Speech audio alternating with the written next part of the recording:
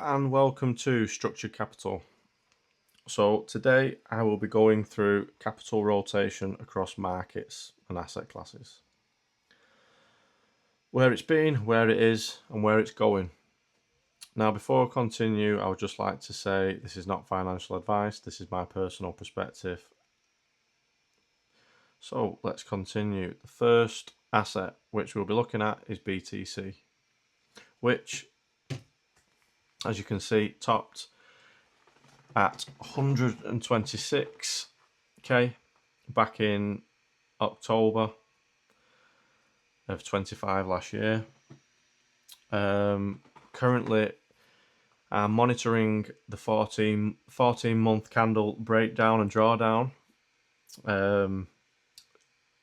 with the hope that it repeats the last two cycles or near about, which previous video talks about the timeline from October to February, November to February time 27, which I don't like putting timelines and time frames on assets, as the market does its own thing, and patience is the only thing required for us investors and traders to make profit and to trust within the thesis. So whether BTC does it sideways chop and stays under, because if we go into the weekly, the 200 EMA is important.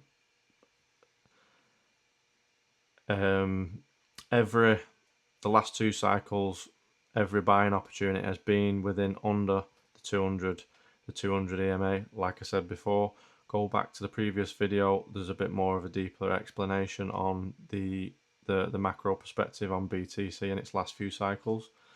So as you can see clearly, obviously BTC is still trending underneath the 200, which is what we want. So whether an impulsive move up and then a slight sideways chop before the new cycle starts, but that's what the chart is showing me at the moment. So, but without getting too deep into this, the simplicity of this now is the fact that BTC's topped. So where's the capital going? Capital always flows. It's like water. It always flows. It has to flow and rotate into something else. So the next thing is gold.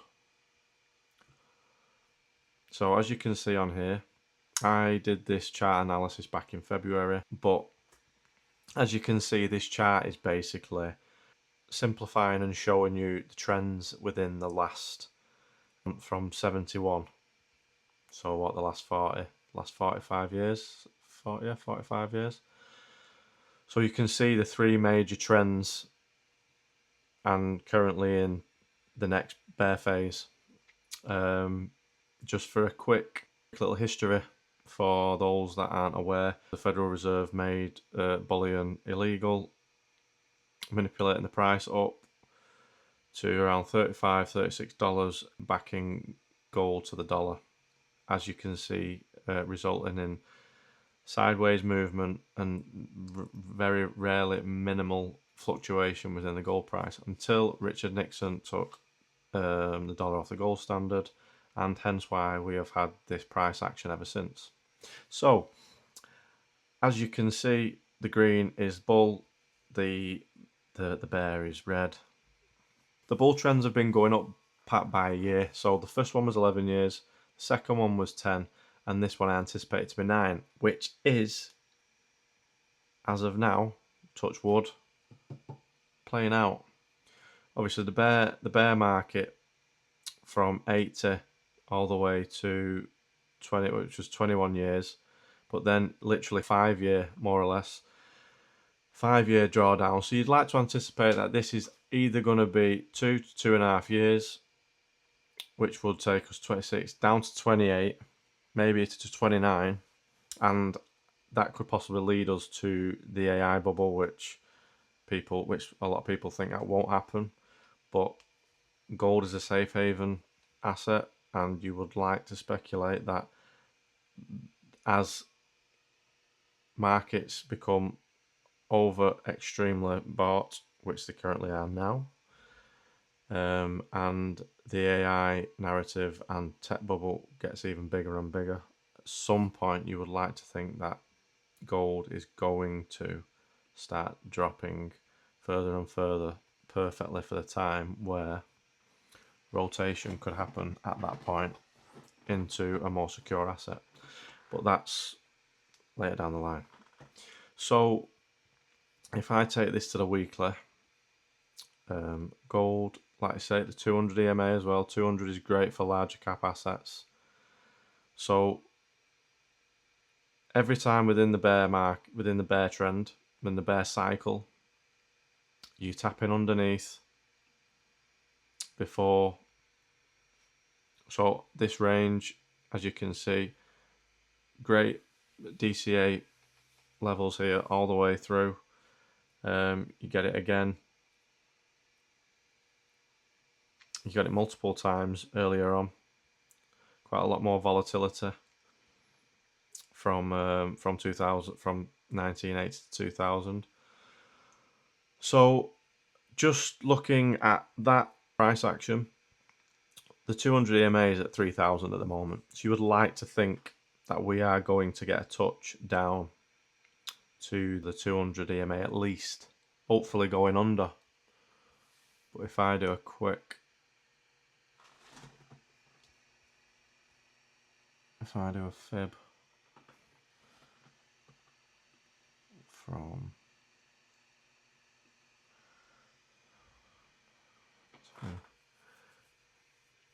yeah, I'd be, you're anywhere from 3,000, let's extend this box, 3,000 to 2,700, I would like to say, or even 2.5. It all depends how violent this wants to be when it comes. So yeah, so just to expand a bit further on gold, which I haven't yet spoke about, which is we got the top back in, I think, end of January / beginning of Feb, and on a Friday, in the one day, gold and silver liquidated $7 trillion between them both. 7 trillion. That is a remarkable amount of money, and it just liquidated. So you have to ask yourself, where's that capital going, or where's it gone to? So,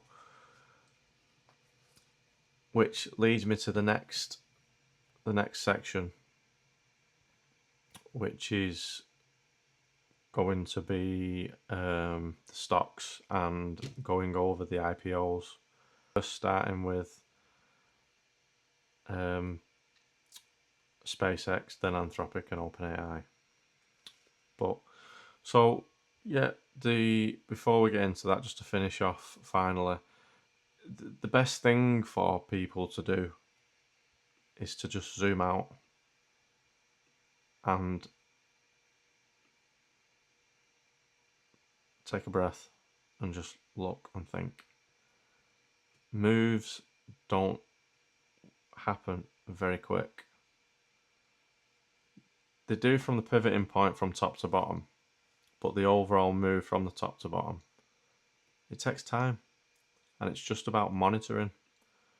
And this is why I'm doing these videos, and I'm trying to simplify these trends so that we can identify the opportunities, and for also rotation of capital and hedging ourselves into more of a stronger position. As everyone's aware, everything's getting more and more expensive. So that means that everybody's got to make more each time, which isn't an easy task.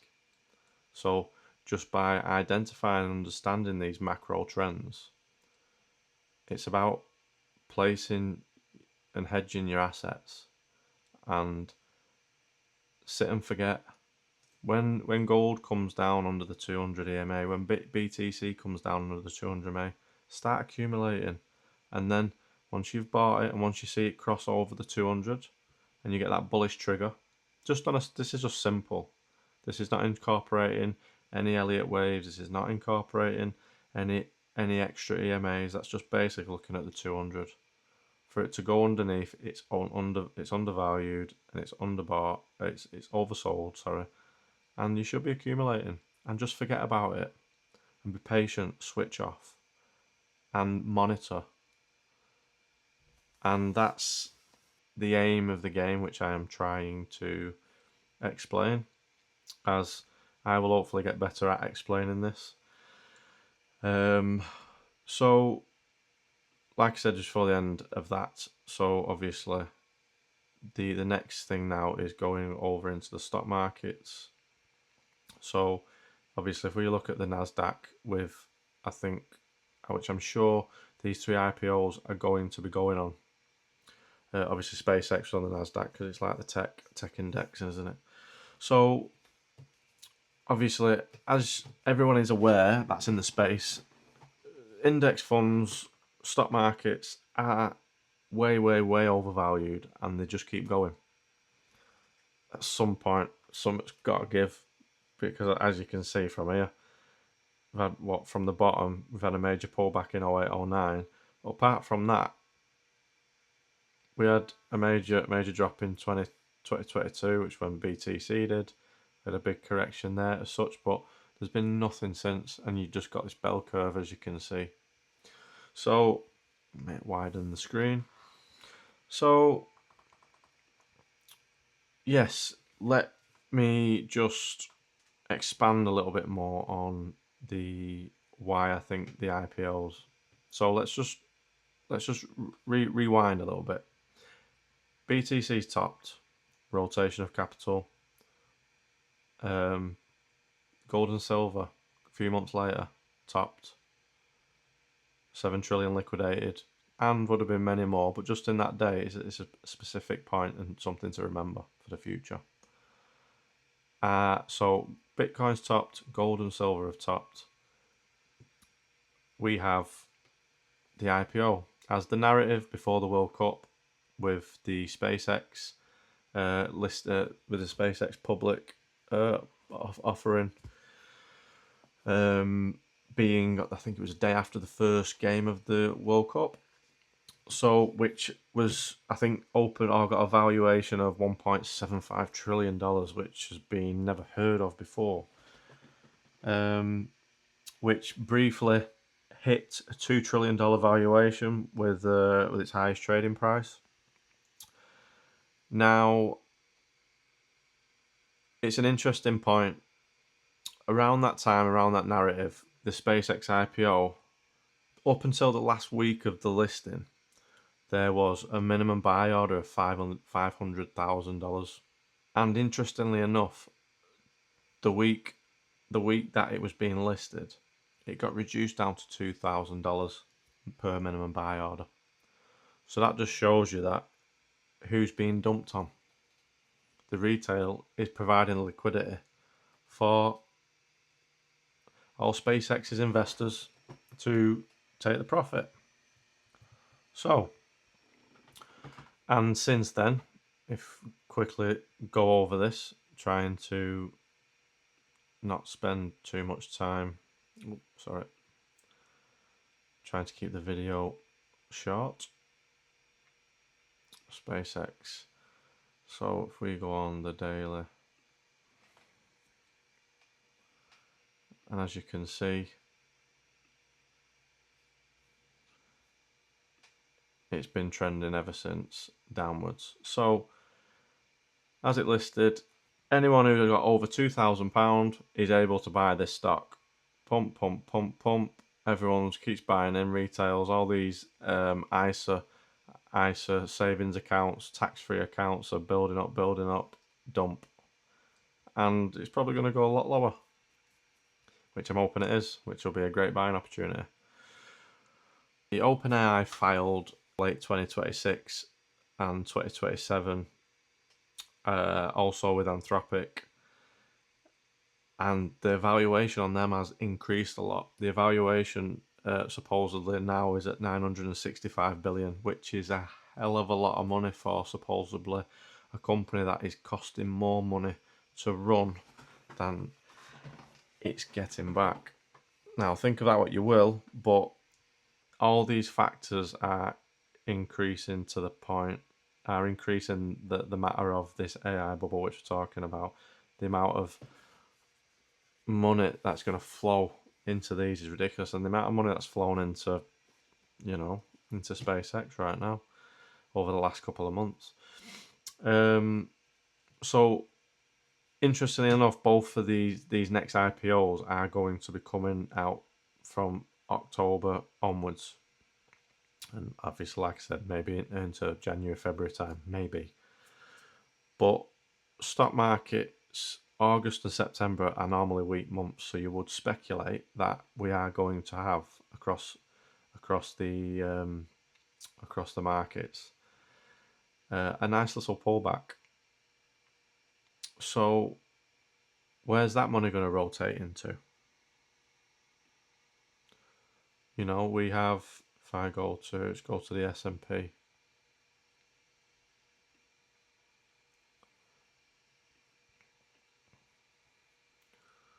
Go over to the weekly.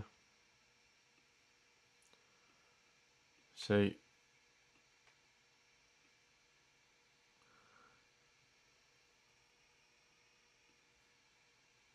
we're way overextending, shooting past the EMAs.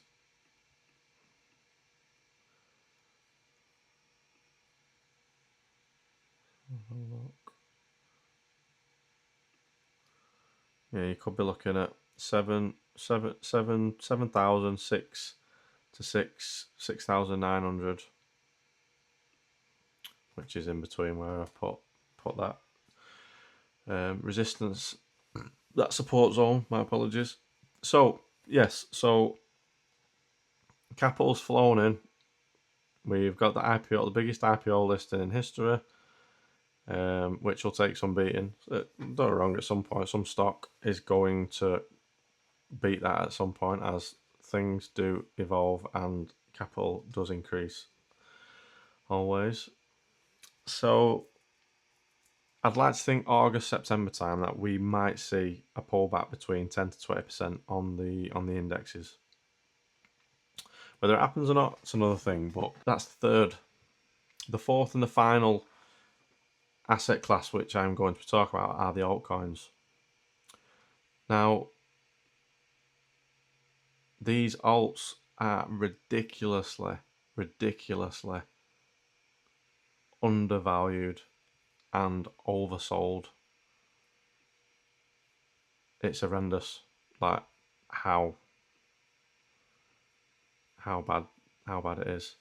Great for an opportunity, don't get me wrong, for a buying opportunity, it's mega, but for questioning your thesis and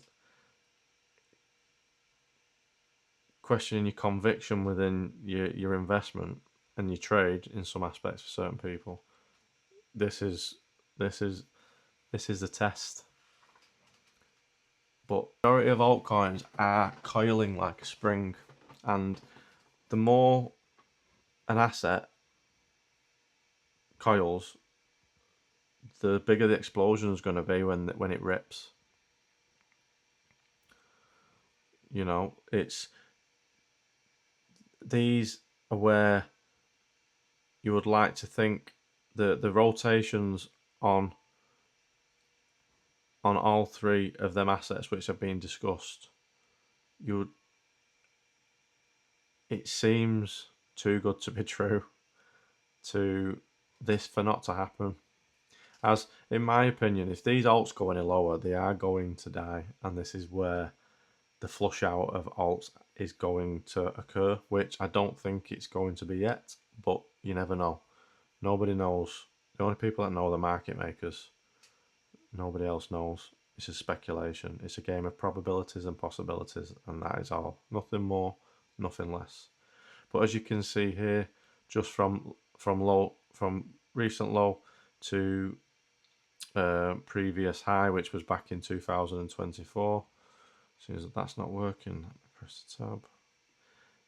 Just to get to the 618, you're looking at a 27x. You know, even to just go back up to the last recent high, 7x. It's a no-brainer. It really is a no-brainer. And there's tons of them. VeChain. I'm talking about the ones that are really suppressed here. You've got Nodal, ENJ, Ondo, XLM. Sand is ridiculously oversold. Yeah, don't get me wrong. The gaming narrative isn't quite here just yet, but we have got GTA on the cards. Don't forget. So, you know, depending on, and that's supposed to be a November release. So you could think, while the stock market is running down August, September, you could hopefully see that these alts do shift upwards. And as repeating again from the previous video, the dominance of BTC is perfectly where it needs to be for us to get this final leg down to complete the pattern to the ascending trend line, which we've had for the last 2 cycles. So go back and watch that video, and you'll understand what I mean. So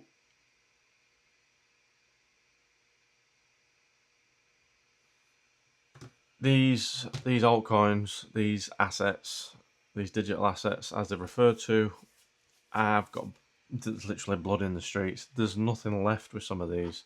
If we go to VeChain, VeChain has, if I'm correct, well, you're not far off. The last time it was this low was back in 2020, 6 years ago. So, you know, the testing waters that they haven't been in for a long time. Now, this is either going to be an amazing thing, or it's going to be a bad thing. But this is the whole point of hedging a small amount of capital into assets like these, because this is where your money is made.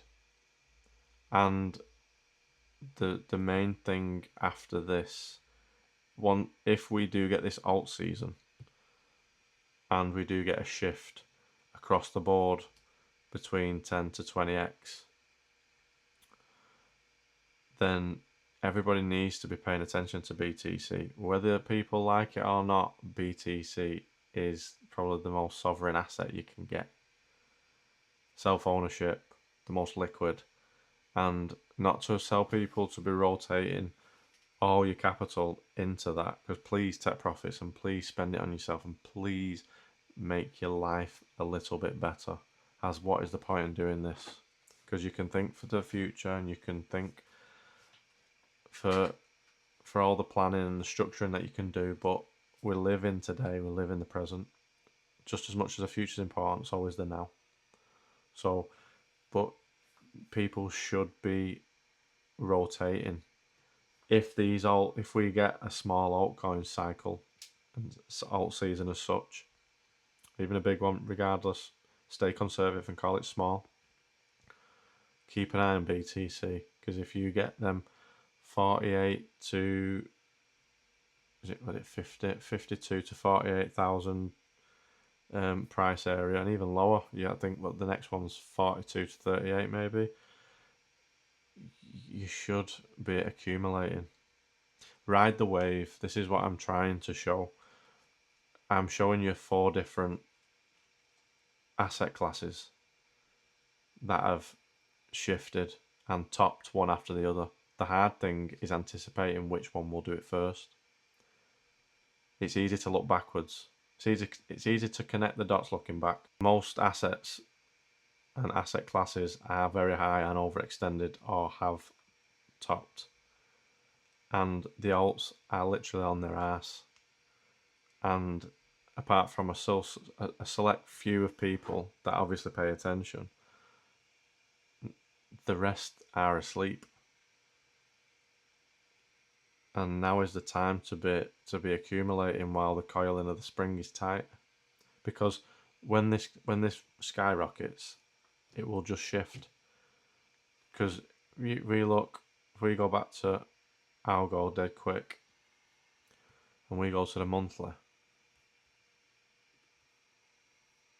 Back in 2024, when XRP did its famous run and took out the all-time high, it literally took a month.